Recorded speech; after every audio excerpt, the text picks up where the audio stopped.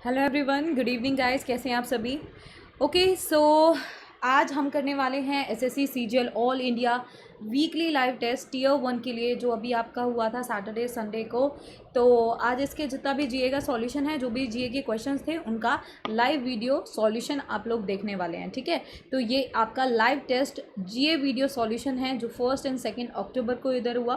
ठीक है, तो एक बार फटाफट से सभी लोग सेशन को लाइक कर दीजिए एंड शेयर कर दीजिए। ऑलीवुड ऐप को आप डाउनलोड कर सकते हैं और बहुत सारी चीज़ें जो हैं ये आपको ऐप पर मिल जाएंगी। जैसे कि आपको ऐप पर ये लाइव मॉक टेस्ट जो है बिल्कुल फ्री ऑफ कॉस्ट होता है।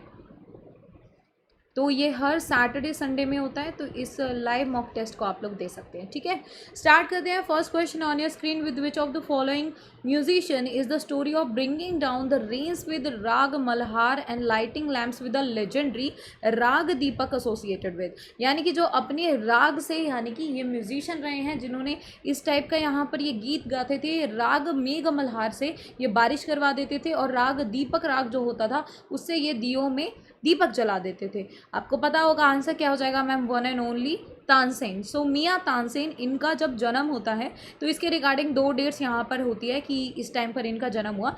और याद रखने वाली चीज़ क्या है कि इनका जो एक्चुअल ओरिजिनल नेम था वो क्या था, राम तानू मिश्रा। ये चीज़ याद रखने वाली है, ये आपसे पूछा भी जा सकता है आपके एग्जाम के अंदर कि राम तानू मिश्रा इनका पहले नाम हुआ करता था, बाद में वैसे इनको जाना जाता था तानसेन के नाम से। उसके अलावा ये यहाँ पर इंडिया के काफ़ी classical music composer, musician, vocalist यानी कि गीतकार, और ये सारी चीज़ें इनके नाम से इनको जाना जाता है। लेकिन आपको याद रखना है मेन चीज़ कि ये नवरत्नों में से एक थे, यानी कि अकबर के दरबार में 9 रत्न होते थे। जैसे कि आपके राजा टोडरमल, राजा टोडरमल जो थे ये क्या थे, ये थे रेवेन्यू मिनिस्टर। ठीक है, इनको राजस्व मंत्री बनाया हुआ था राजा टोडरमल को, और ये भी क्या थे, 9 रत्नों में से एक थे। उसके अलावा आपने यहाँ पर नाम सुना होगा राजा मान सिंह। राजा मान सिंह क्या थे, इनके जर्नल थे, यानी कि इनकी जो सेना है, मिलिट्री जर्नल थे, वो सेना के यहाँ पर सेनापति थे, अगुवाई करते थे। इसके अलावा मुल्ला दो प्याजा और फैज़ी, जिसने इनके ऊपर किताब वगैरह लिखता था, अबुल फजल, जिसने किताब इनके ऊपर अकबरनामा लिखी है। तो ये कुछ एक यहाँ पर आपके 9 रत्नों में से एक थे, जिनमें से एक थे तानसेन। इनको टाइटल दिया था अकबर ने, ये खिताब दिया, इधर टाइटल दिया मियाँ का, जिसका मतलब है काफ़ी ज़्यादा लर्नड मैन, यानी कि काफ़ी ज़्यादा वाइज मैन, पढ़ा लिखा आदमी और काफ़ी ज़्यादा चीज़ों को जानने वाला आदमी। तो यहाँ पर इनके बारे में ये चीज़ बोली जाती है कि राग मेघ मल्हार से ये बारिश करवा देते थे। नेक्स्ट इज एयर squids belong to which of the following kingdom. इनमें से कौन सी किंगडम, किंगडम का मतलब होता है कौन सी स्पीशीज से यहाँ पर बिलोंग करते हैं जो स्क्विड्स होते हैं, एनालिडा, एथ्रोपोडा, मलस्का या फिर नेमाटोडा। तो याद रखना आंसर हो जाएगा इधर कि मैम मलस्का जो है उससे बिलोंग करते हैं क्या, स्क्विड्स। स्क्विड्स क्या होते हैं, देखो ऑक्टोपस जैसे ही यहाँ पर थोड़े थोड़े ये दिखते हैं, बस इनका जो ऊपर का एरिया होता है ना स्क्विड्स का, इनका जो हेड होता है वो काफ़ी बड़ा होता है। ठीक है, as compare to octopuses. Octopus का आपको इस टाइप का देखने को मिलेगा और स्क्विड का आपको काफ़ी लंबा इधर सर देखने को मिलेगा। ठीक है, तो यहाँ पर क्या होते हैं, जैसे आपके स्नेल्स हो गए, ऑक्टोपस हो गए, स्क्विड हो गए, क्लैम्स, क्लॉप्स, ऑयस्टर, चिटोन्स, ये सारी की सारी क्या है, मलस्का फाइलम बोला जाता है, किंगडम बोला जाता है। यानी कि इस पूरी प्रजाति के अंदर ये जो एनिमल स्पीशीज़ है, इस रिगार्डिंग फाइलम जो है मलस्का, इसके अंदर जितने भी ये जीव होते हैं उनकी बहुत ही सॉफ्ट बॉडी होती है एंड टिपिकली उनका एक हेड और फुट रीजन होता है, 2 पार्ट में वो डिवाइडेड होते हैं, या तो सर दिखेगा या उनका फुट दिखेगा। तो इनको क्या बोलते हैं, सॉफ्ट बॉडी वाले मलस्कस इनको कहा जाता है।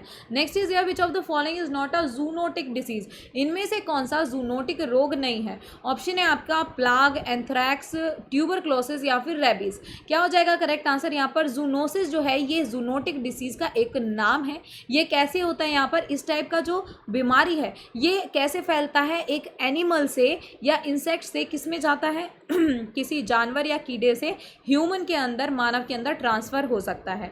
ये आपका जो एनिमल्स होते हैं, पशु होते हैं, उनको तो बीमार नहीं करता, लेकिन ये मानव को बीमार कर सकता है, ह्यूमंस को बीमार कर सकता है। ठीक है, जैसे कि एग्जांपल है आपका रेबीज, प्लाग किससे फैला था? रैट से फैला था, चूहों से फैला था। रेबीज कुत्तों से और बाकी एनिमल से फैलता है, तो इस टाइप का यहाँ पर ये डिसीज होता है। नेक्स्ट इज यार which of the following team von it's 5th UEFA super cup in August 2022? Answer यहाँ पर क्या हो जाएगा? UEFA किसने जीता है? तो आंसर हो जाएगा इस बार इसको जीता किसने? रियल मैड्रिड ने। रियल मैड्रिड ने एक बार फिर से UEFA सुपर कप जीता है। किसको हरा के? एंट्रैक दे फ्रैंकफर्ट को यहाँ पर हराया। हेलेंस्की फिनलैंड के अंदर ओलंपिक स्टेडियम जो है हेलेंस्की, वहाँ पर इनको हराया है। ठीक है, फर्स्ट हाफ के अंदर यहाँ पर जो गोल किया था वो किसने किया था? डेविड अलाबा ने किया था। एंड करीम बेंजेमा जो है इन्होंने इंटरवल के बाद में यहाँ पर मैड्रिड को गोल करके विन यहाँ पर कराया, जीत दिलाई। नेक्स्ट इज यार community that is in near equilibrium with the environment is called, यानी कि पूरी तरीके से बैलेंस है, किसके साथ में? संतुलन के साथ में है। किसके साथ में संतुलन है? एनवायरमेंट, यानी कि जो आपका पर्यावरण है उसके साथ में, तो इसको बोलते हैं क्लाइमेट कम्युनिटी। तो याद रखना है आपको, यहाँ पर बहुत सारी चीज़ें होती हैं, हमारी इन्वायरमेंटल कंडीशंस होती है, और जब जो भी एक यहाँ पर एनवायरमेंट है, फिजिकल एनवायरमेंट है, पर्यावरण है, उसके अंदर बहुत सारे चेंजेस आते रहते हैं, बदलाव आते रहते हैं, और फाइनली जब ये चेंजेस होने के बाद में एक कम्युनिटी ऐसे आ जाती है कि वो इन्वायरमेंट के साथ क्या हो जाती है? बैलेंस आउट हो जाती है, यानी कि पर्यावरण और उसके बीच में एक संतुलन बैठ जाता है, तो उसको कहते हैं, ये कैसी है? क्लाइमेक्स कम्युनिटी है, ये आपको याद रखना है। Next is here which of the following are the example of igneous rock? इनमें से किसको इग्नियस रॉक कहा जाता है? देखो, इग्नियस रॉक क्या होते हैं? जो लावा वगैरह से जो पत्थर बनते हैं उनको बोला जाता है आग्नेय चट्टानें। तो ज्वालामुखी से लावा निकलता है, या फिर अंदर जो ज्वालामुखी फट रहा है, अंदर जो लावा है उससे मैग्मा से क्या हो रहा है? पत्थर का फॉर्मेशन हो रहा है। तो यहाँ पर बसाल्ट, ग्रेनाइट, प्यूमाइस, ये सारे के सारे क्या हैं? These all are types of igneous rock. Igneous rock जो होते हैं ये दो कैटेगरीज में होते हैं। एक होते हैं इंट्रूसिव। इंट्रूसिव कौन से हैं? जो यहाँ पर धरती के अंदर ही क्या बनते हैं? बड़े बड़े क्रिस्टल की फॉर्म में बन जाते हैं। कैसे? क्योंकि धरती के अंदर बहुत सारा लावा, मैग्मा यहाँ पर उछाल मारता है। वो मैग्मा जब अंदर यहाँ पर हाई टेम्परेचर की वजह से उबलता है, उछलता है, तो ये पिघले हुए रॉक्स होते हैं। पिघली हुई क्या होती है अंदर? ये पत्थर टाइप होते हैं, और ये काफ़ी सारे जब एकदम से ऐसे उछाल मार रहे होते हैं तो धीरे धीरे जैसे ऊपर की तरफ बढ़ते हैं तो ये कूल होने लग जाते हैं, और अर्थ के सरफेस तक आने से पहले ही ये कूल होके क्या बन जाते हैं? बड़े बड़े यहाँ पर क्रिस्टल का रूप ले लेते हैं, बड़े बड़े पत्थरों का रूप ले लेते हैं। इनमें कौन से आते हैं? जैसे कि ग्रेनाइट है, ये कैसा है? जो अर्थ के अंदर, धरती के अंदर ही बनता है। फिर पैग्माटाइट है, पीरियोडाइट है, डायरॉइट है, गैब्रो है। लेकिन एक्सक्लूसिव रॉक कौन से होते हैं? ज्वालामुखी फटा, बाहर आया लावा जैसे ही बाहर आया, तो क्योंकि बाहर आती अंदर बहुत टेम्परेचर था इसलिए पिघला हुआ था, लावा बाहर आया, आते ही वो ठंडक उसको काफ़ी मिली, और वो बहुत जल्दी इतना ठंडा होने लग गया कि छोटे छोटे क्रिस्टल के फॉर्म में वो ठंडा होने लग गया। तो इस टाइप के रॉक्स को बोला जाता है एक्सट्रूसिव रॉक, जो अर्थ के सरफेस के बाहर बन रहे हैं। तो इनमें से कौन से हैं? Andesite, basalt, dacite, pumice, rhyolite, scoria और टफ। नेक्स्ट इज यार during which Delhi Durbar the shifting of imperial capital from Calcutta to Delhi was announce? कौन से ईयर में इसको अनाउंस किया गया था? तो आंसर यहाँ पर क्या हो जाएगा? आंसर हो जाएगा 1911 में ये अनाउंस किया गया था कि कलकत्ता से प्रिंस जॉर्ज फिफ्थ के टाइम पर कलकत्ता से कहाँ पर शिफ्ट की गई थी? ये दिल्ली के इधर शिफ्ट किया गया था। तो 1911 में जो दिल्ली दरबार लगा था वहाँ पर देखा था कि किंग जॉर्ज फिफ्थ जो है इनको क्या किया था? इन्होंने इसको सक्सीड किया था, यहाँ पर इन्होंने आके अपना शासन ग्रहण किया था। और यहाँ पर ये दरबार दो रीजंस के लिए, दो कारणों के लिए बहुत ज़्यादा प्रसिद्ध है कि एक तो इसको यहाँ पर खुद किंग जॉर्ज फिफ्थ ने इसको अटेंड किया था, और दूसरा यहाँ पर इंपीरियल कैपिटल, ब्रिटिशर्स की जो राजधानी हुआ करती थी कलकत्ता, उसको कलकत्ता से बदलकर क्या कर दिया गया? दिल्ली कर दिया गया। नेक्स्ट इज यार which African lake is not situated in rift valley? इनमें से कौन सा अफ्रीकन लेक जो है वो रिफ्ट वैली के अंदर नहीं स्थित है? तो आंसर क्या हो जाएगा? आंसर हो जाएगा लेक विक्टोरिया। लेक तुर्काना जो है ये ईस्ट रिफ्ट वैली में पड़ता है। लेक विक्टोरिया जो कि अफ्रीका अफ्रीका का सबसे बड़ा ताज़े पानी का झील पड़ता है, ताज़े पानी का लेक पड़ता है, तो ये क्या है, ये आपका इक्वेटर से पास होके निकलता है ये लेक, और ये रिफ्ट वैली के तरफ नहीं पड़ता। जबकि लेक मलावी जो है इसको बोला जाता है कि ये थर्ड लार्जेस्ट अफ्रीका के अंदर है, और 7% वर्ल्ड का सरफेस जो फ्रेश वाटर है वो इसके पास मिलता है। फिर जो आपका लेक तंगियाई का जो है ये second largest of the lake in eastern Africa, Africa का सबसे ज़्यादा बड़े लेक्स में से ये दूसरे नंबर पे आता है, और ये लॉन्गेस्ट फ्रेश वाटर लेक है वर्ल्ड के अंदर, सबसे ज़्यादा लंबाई वाला है, second after lake Baikal in Russia, Baikal के बाद में दूसरे नंबर पे आता है। इसके अलावा आपको याद रखना है तंगानिका और लेक मलावी जो है ये आपके वेस्ट रिफ्ट वैली में पड़ते हैं, जबकि ईस्ट रिफ्ट वैली में पड़ता है तुर्काना। तो कौन सा इनमें से नहीं पड़ता है, लेक विक्टोरिया नहीं पड़ता है, क्योंकि ये इक्वेटर से होके उधर से गुजरता है। Next is world senior citizen days observed every year on which date, कौन से दिवस को मनाते हैं हम यहाँ पर वर्ल्ड सिटीजन डे, तो आंसर इधर क्या हो जाएगा, तो याद रखना हर साल 21 अगस्त को मनाया जाता है विश्व ओके तो आंसर यहाँ पर क्या हो जाएगा, आंसर हो जाएगा कि जो आपका सीनियर सिटीजन दिवस है यानी कि वरिष्ठ नागरिक दिवस जो है ये बनाया जाता है 21 अगस्त को। यहाँ पर क्या करने के लिए, जितने भी लोग हमारे पूरे विश्व के अंदर जो वरिष्ठ नागरिक हैं उनके लिए अवेयरनेस फैलाई जाए कि इनको भी यहाँ पर काफ़ी सारी चीज़ों के लिए जो सर्विसेज इन्होंने थ्रू आउट देयर लाइफ जो सर्विसेज इन्होंने दिए उसके कमेमोरेशन में इस डे को मनाया जाता है। नेक्स्ट इज यार make the match the committees of the constituent assembly list with the respective chairman. यहाँ पर लिस्ट 1 में कमेटी दी हुई है और लिस्ट 2 में उस कमेटी के चेयरमैन के नाम दिए हुए हैं। जैसे कि आपसे फर्स्ट में पूछ रहा है ड्राफ्टिंग कमेटी जो है उसके चेयरमैन कौन होंगे, ठीक है। ऑप्शन है आपके जेबी कृपलानी, जवाहरलाल नेहरू, वल्लभ भाई पटेल, BR अम्बेडकर या फिर राजेंद्र प्रसाद। तो आपको पता है ड्राफ्टिंग कमेटी के कौन है, तो फर्स्ट के यहाँ पर हो गए डी, BR अम्बेडकर। तो फर्स्ट में देखो डी कहाँ पर दिया हुआ है, ए और सी ऑप्शन में दिया हुआ है। चलो फिर यहाँ पर दूसरा देखते हैं। दूसरा इधर आया provincial constitution committee. Provincial constitution committee जो है इसके चेयरमैन कौन है, तो आंसर यहाँ पर क्या होगा, तो ये किसको बनाया गया था, प्रोविंशियल कॉन्स्टिट्यूशन कमेटी का बनाया गया था सरदार वल्लभ भाई पटेल जी को यहाँ पर बनाया गया था। तो ये ए में है या फिर सी में है, देखो सेकंड का आंसर ए होगा क्या, जेबी कृपलानी होगा, या फिर सेकंड का आंसर यहाँ पर क्या होगा, सी होगा। तो आंसर हो जाएगा मैम सी है, क्योंकि सरदार वल्लभ भाई पटेल को बनाया गया। तो यहाँ पर एलिमिनेशन मेथड से सिर्फ आपको 2 चेक करने और आपका आंसर आ जाएगा, ठीक है। ये आपको इधर याद रखना है। अच्छा यहाँ पर नेक्स्ट आपको पूरा मैं बता देती हूँ। ड्राफ्टिंग कमेटी के chairman BR Ambedkar, provincial constitution committee के सरदार वल्लभ भाई पटेल, यूनियन पावर्स कमेटी के जवाहरलाल नेहरू, इन्होंने रेजोल्यूशन भी पास किया था इसके regarding. Next is steering committee के कौन है, डॉक्टर राजेंद्र प्रसाद। इसके अलावा ये कॉन्स्टिट्यूएंट असेंबली के भी परमानेंट मेंबर कौन थे, आपके राजेंद्र प्रसाद। जबकि टेम्परेरी यहाँ पर प्रेसिडेंट कौन बनाए गए थे, वो थे सच्चिदानंद सिन्हा, वरिष्ठ नागरिक वरिष्ठ मेंबर थे उस वक्त पर, वरिष्ठ सदस्य थे वो कॉन्स्टिट्यूएंट असेंबली में उस वक्त पर। लेकिन 2 दिन बाद यहाँ पर 11 दिसंबर को किसको बना दिया जाता है परमानेंट मेंबर, राजेंद्र प्रसाद को। नेक्स्ट यहाँ पर फंडामेंटल राइट्स के रिगार्डिंग एक सब कमेटी बनाई जिसके हेड कौन थे, JB कृपलानी को रखा गया। नेक्स्ट इज यार अचिंता शियोली who won gold medal for India in the Commonwealth Games 2022 is associated with which sport। अचिंता शियोली जो हैं इन्होंने अभी कॉमनवेल्थ गेम्स में क्या जीता, कॉमनवेल्थ गेम्स में इन्होंने गोल्ड जीता। तो ये आपसे पूछ रहा है कि कौन से खेल से संबंधित है, आंसर क्या हो जाएगा, आंसर हो जाएगा मैम वेट लिफ्टिंग से संबंधित है।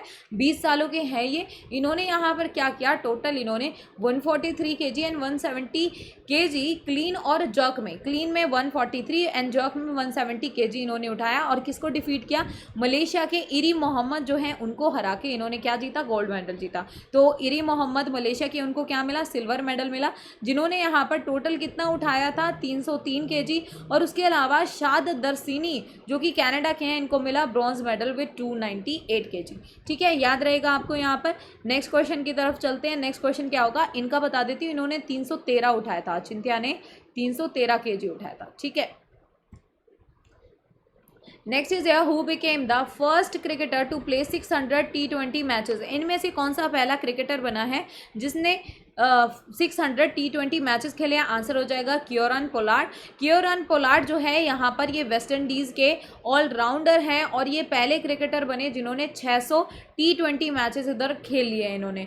इसके अलावा इन्होंने यहाँ पर क्या किया, लंदन के स्पिरिट मैच हुआ था मैनचेस्टर ओरिजिनल्स के साथ में, जिसके अगेंस्ट इन्होंने यहाँ पर 100 टूर्नामेंट जो है वो किधर खेला, वो इधर इन्होंने लॉर्ड्स के स्टेडियम में खेला। नेक्स्ट इज यार Bhakti movement originated from which part of India in the 7th century. यानी कि भक्ति मूवमेंट जो यहाँ पर शुरू हुआ था ये 7वीं शताब्दी में भक्ति आंदोलन की शुरुआत भारत के किस हिस्से से हुई थी? आंसर क्या हो जाएगा? आंसर हो जाएगा ये सबसे पहली शुरुआत मैम साउदर्न इंडिया से हुई थी, यानी कि दक्षिणी क्षेत्र से। भक्ति मूवमेंट यहाँ पर एक तरीके से क्रांति की तरह निकला। जितने भी हिंदू यहाँ पर साधु थे वो यहाँ पर धार्मिक सुधार लेके आए, जब उन्होंने बोला कि आपका जो साधना का तरीका है वो कैसे होना चाहिए। साधना का तरीका आपको अपनाना है साल्वेशन, यानी कि आखिर में मुक्ति प्राप्त करने के लिए। तो यहाँ पर भक्ति मूवमेंट स्टार्ट हुई थी साउदर्न इंडिया से by Alvars the devotees of lord Vishnu and Nayanars devotees of Shiva. तो भगवान शिव और भगवान विष्णु के जितने भी भक्त थे उनको यहाँ पर क्या किया गया, उसके भक्त थे अल्वारस जिन्होंने दक्षिण भारत में इसकी शुरुआत की। नेक्स्ट इज यार which of the following SI unit is use to measure magnetic flux. इनमें से कौन सी एसआई यूनिट यहाँ पर यूज होती है मैग्नेटिक फ्लक्स को यहाँ पर मेजर करने के लिए? आंसर यहाँ पर क्या हो जाएगा? तो याद रखना यहाँ पर करेक्ट आंसर हो जाएगा वेपर। यहाँ पर आपको दिया हुआ है बेक्वेरल किसके लिए होता है? ये होता है रेडियो एक्टिविटी के लिए। देन किलोग्राम मीटर पर सेकेंड किसके लिए होता है? मोमेंटम के लिए। न्यूटन मीटर किसके लिए होता है? टॉर्क के लिए। और वेबर किसके लिए होता है? मैग्नेटिक फ्लक्स के लिए। तो आंसर इधर वेबर हो गया। नेक्स्ट इज यार what is the most developed theatre form of the Konkan and Goa regions. Konkan और गोवा रीजन्स के अंदर यहाँ पर कौन सी थिएटर फॉर्म यानी कि नाट्य रूप से कौन सी चीज़ यहाँ पर परफॉर्म की जाती है? तो याद रखना करेक्ट आंसर क्या हो जाएगा? दशावतार।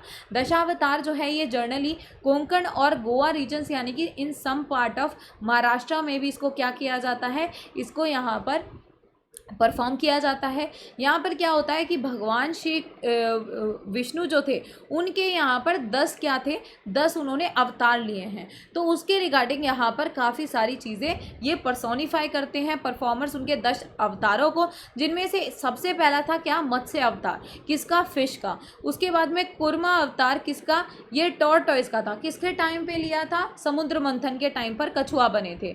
फिर वराहा यानी कि क्या बने थे? एक बोर बने थे। नरसिम्हा लायन प्लस मैन बने थे, आधा सिंह और आधा नर।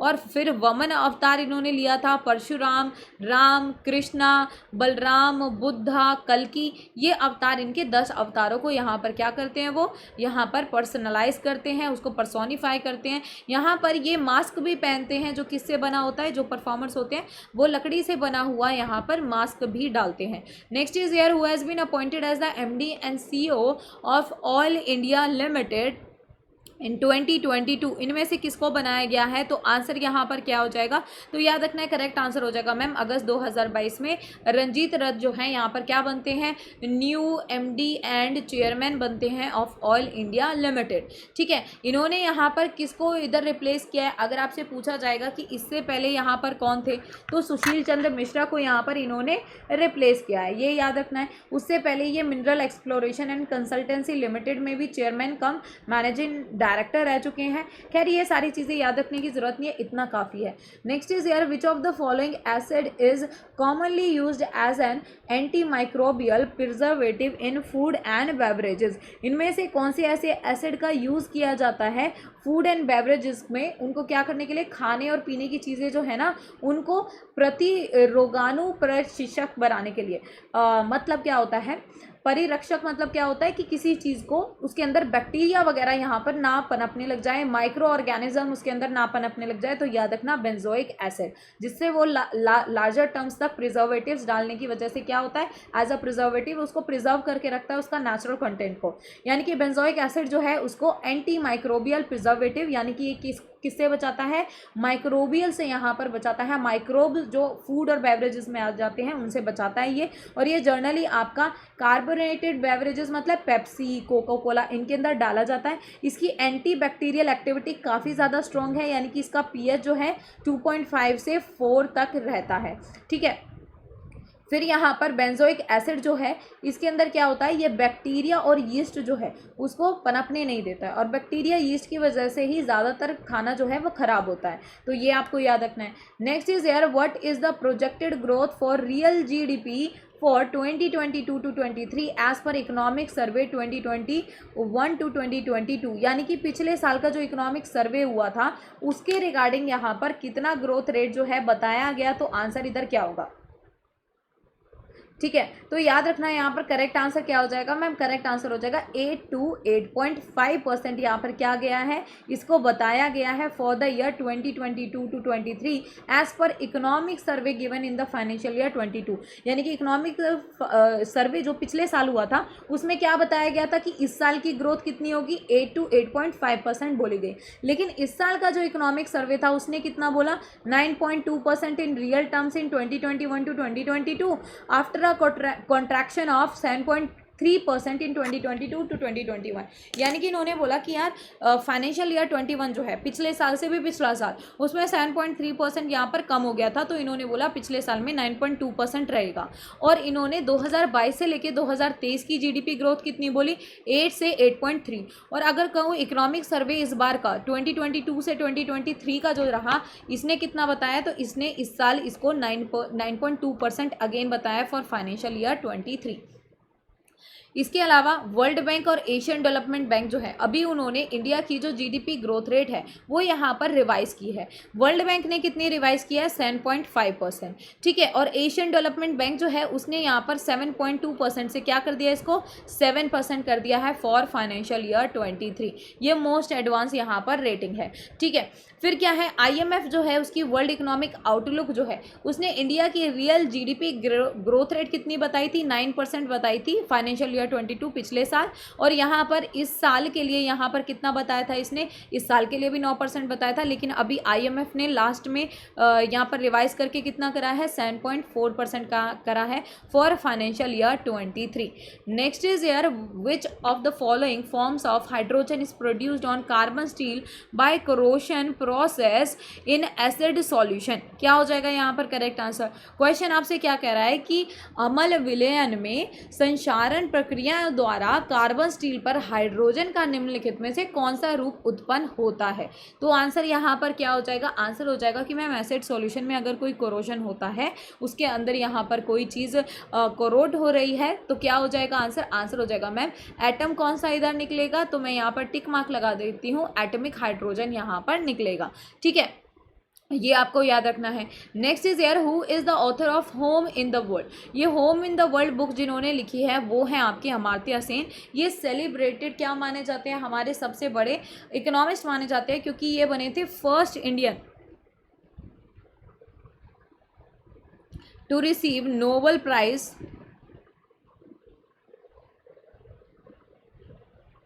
इन 1998 फॉर वेलफेयर इकोनॉमिक्स, यानी कि कल्याण अर्थशास्त्र के अंदर इनको 1998 में नोबेल प्राइज मिला था। और नोबेल प्राइज में इकोनॉमिक्स खुद कब इंक्लूड हुआ था कि इकोनॉमिक्स में भी नोबेल प्राइज़ दिया जाएगा, तो इसको काफ़ी बाद में इंक्लूड किया गया था 1968 में, जबकि बाकी जैसी फील्ड्स हैं ना, जैसे फिजिक्स है, केमिस्ट्री है, इन सबको 1901 में इंक्लूड किया गया था। ये शुरू 1901 में हुए थे, 1903 से दिए जाने लगे थे, और इकोनॉमिक्स आया 1968 में, और इसके 30 सालों बाद अमर्त्य सेन को इधर मिला। तो याद रखना है, द क्रिसमस पिग लिखी किसने, JK रोलिंग ने। वेयर अबाउट्स लिखी किसने, झुम्पा लहरी ने। द लिविंग माउंटेन किसने लिखी, अमिताभ घोष ने। और होम इन द वर्ल्ड किसने लिखी, अमर्त्य सेन ने। Next is year, on 5th of August 2019 the government of India revoked the special constitutional status of the dash under article 370 of Indian constitution, यानी कि आपका जो भारतीय संविधान है उसके आर्टिकल 370 में यहाँ पर कुछ एक संविधानिक विशेष संवैधानिक पावर दी हुई थी, शक्तियाँ दी हुई थी, जिसको रद्द कर दिया गया 5 अगस्त 2019 में। ये बहुत ही ऐतिहासिक फैसला था भारतीय सरकार का। तो आपको पता होगा आंसर क्या होगा, जम्मू एंड कश्मीर, जिससे स्टेट का दर्जा छीन के क्या कर दिया, इसको दर्जा दे दिया किसका, UT यूनियन टेरिटरी का, यानी कि केंद्र शासित प्रदेश का। दूसरा यहाँ यहाँ पर याद रखना है जो आपको, पहले जम्मू एंड कश्मीर इकलौता ऐसा राज्य हुआ करता था भारत का जिसके पास में खुद का अलग संविधान था, अब वो चीज़ भी हटा दी गई।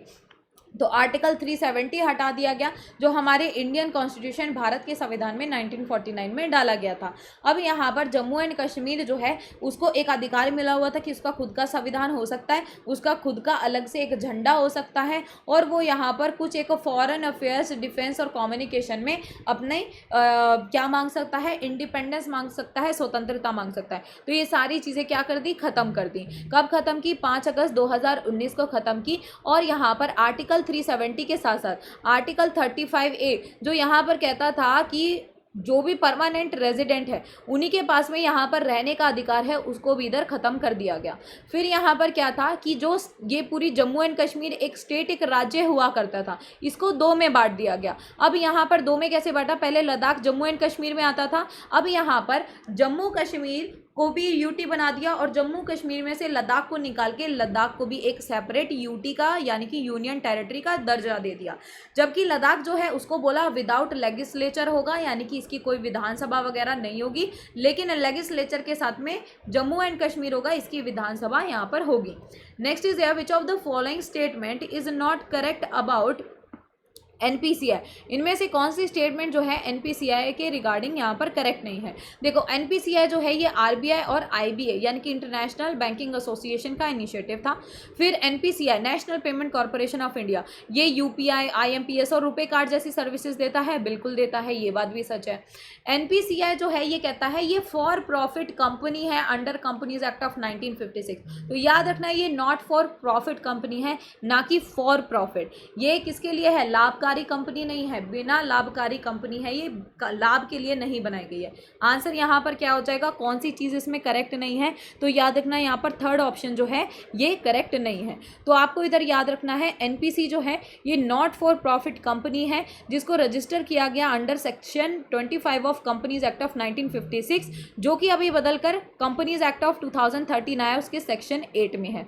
ठीक है, फिर एनपीसीआई जो है ये एक अम्ब्रेला ऑर्गेनाइजेशन है। अम्ब्रेला ऑर्गेनाइजेशन क्या होती है, जो यहाँ पर काफ़ी सारे रिसोर्सेज पूल करके, बहुत सारे उसके पास रिसोर्सेज हैं और वो बहुत सारी जगह पर बहुत सारी कंपनीज, बहुत सारे बिजनेसेस, एंटिटीज़ उनको क्या कर रही है, वो प्रोवाइड कर रही है उसका पूल्ड रिसोर्स। उसके पास में जो एक चीज़ है, जैसे मैं ये कर लूँ कि जो आपके पेरेंट्स होते हैं उनके पास में सपोज़ कुछ मिठाई है और वो अपने बच्चों में बांट देते हैं, तो वो एक अम्ब्रेला की तरह काम कर रहे हैं, है ना।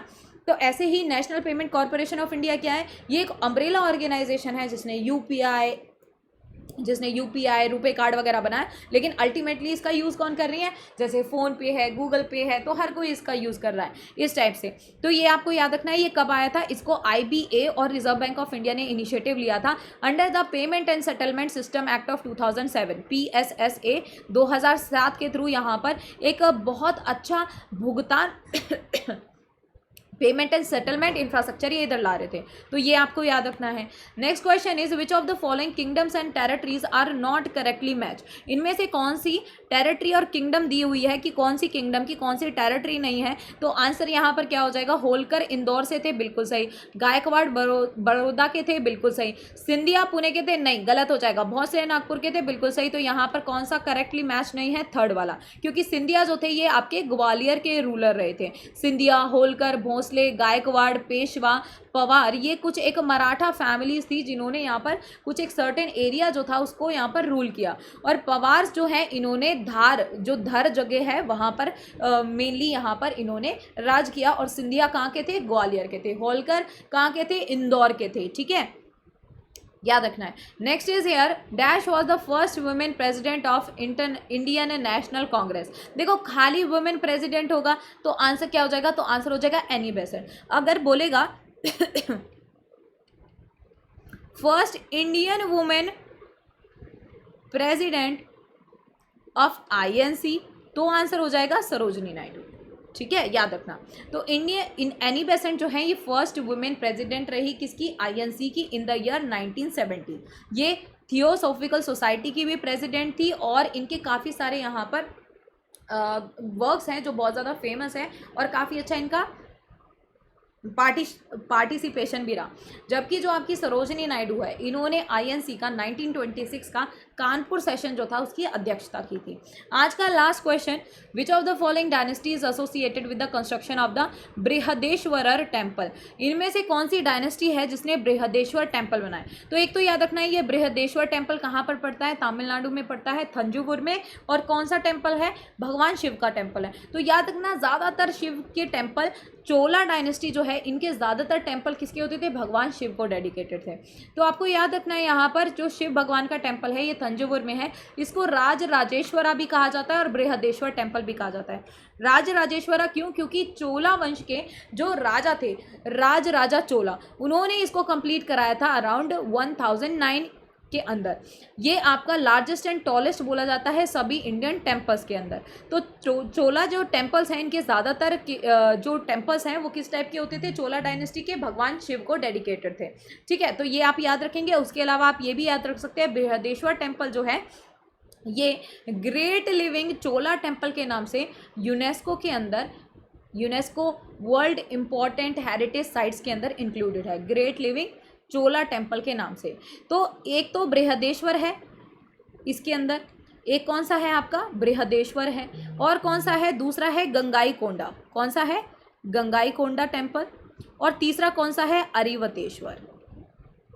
ठीक है, अरिवतेश्वर टेम्पल जो है ये सारे के सारे भगवान शिव को डेडिकेटेड टेम्पल है, भगवान शिव के लिए बनाए गए हैं, अलॉन्ग विद बृहदेश्वर टेम्पल। और ये सारे आपके चोला टेम्पल हैं जिनको इंक्लूड किया गया था इन द ईयर 1987।